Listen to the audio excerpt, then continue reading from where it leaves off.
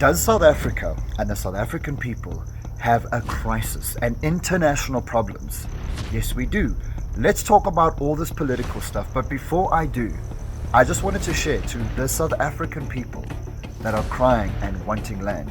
There are many white people, myself included, that if we had all this land, we would love to give of this land to help with infrastructure like schools, hospitals, farms, just to help the people, because there's a lot of good folks in South Africa that want to move this country, this economy, and the people forward. I've got a friend, Richard Shorten. He travels to Nongoma and other places in KwaZulu-Natal. They call him Umlungu. He's 85 years of age. He comes to me and he says, "Pray, Dad, that we will get this land," because he has all this. He's the only white guy in his area, and he just would love a piece of land. He's friends with the Zulu King, and he would love to just help the orphans and the widows, and that's what he does. So there's a lot of us crying for land. But let's get into the political stuff, shall we? Wasn't it just the other day that we had the EFF rally, and they were saying again, kill the Boer, kill the Boer, okay? Now, if you had to be a white person in this country saying the opposite thing, you know that you would be going to jail. Then, when it was reported to the courts, they let the whole thing go. So nothing happened there. Quite sad, but that's how far we are in this country, where we have the racist laws, we have the racism where they are chasing people away. And someone asked me the other day, talk about Orania. I just wanted to say, I am not for Orania, and I'm also not against Orania. As a matter of fact, hear me out, and please take this to heart. If that's what your desire is, you want to rally up all the people of your culture, of your race, and you want to exclude everyone, and you want to go take a piece of land or live in a town all by yourself with your own people, I'm not for you and I'm not against you. Please actually do that. But here's my message to South Africa. For the guys like us that love working with all races, cultures, even different religious groups, let us mix together. Let us intermix with our businesses. Let us do whatever we want to do.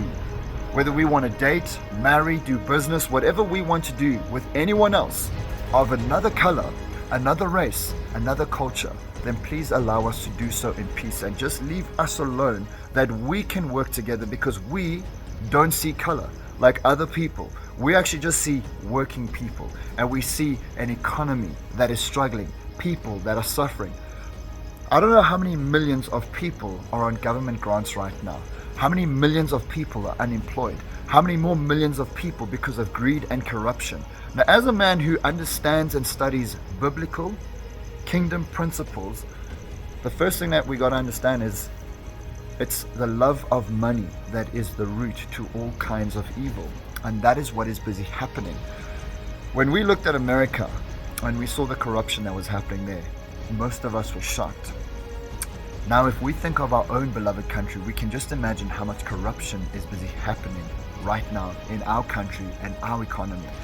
And I would love to see something happen. I would love to see justice. I would love to see change, because we cannot deny the fact that just about 80 people get murdered every day in this country. The amount of political parties that are calling for genocide, secretively having their little meetings and then having their rallies, saying kill the Boer, kill the Boer. And then when we've got these farm murders and it's gaining international exposure, it's not looking so good for the South African people. And the sad thing is, there's many good South Africans that have a backbone, that are the backbone of this country, that do not want to steal and grab and connive and murder people. They want to help people. They want to move things forward. We want to work with overseas people. We would like to work with other governments in other countries to get the economy of South Africa going again, to get our minds resurrected, to get fair policies in place. So if you are with that movement, then please, guys, let us work together. Type amen, share your thoughts, and please, if there's anyone that I need to be introduced to who loves this country, that has some influence, I'm offering to put my services out there, to put my resources out there, because I would really like for us to focus on solutions. I'm very well aware of the problems. I'm very well aware that people are hungry, that they need land, but people need to work. We need to have an infrastructure.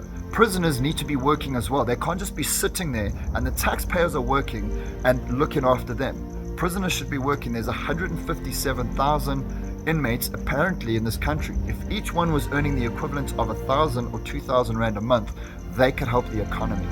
They could help their family.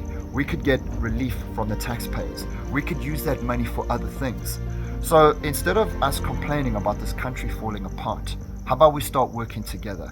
We forget about the past, as hard as what that sounds, and we try and move forward, because the past ain't going to help the future. It's only the action takers, the people that say, right, let us do something today, are the people that will get stuff done. It is those people who actually change the world. It's those who believe they can and those who believe and try. So God bless you guys, and God bless this beautiful country. And hopefully we will start working together. God bless you guys.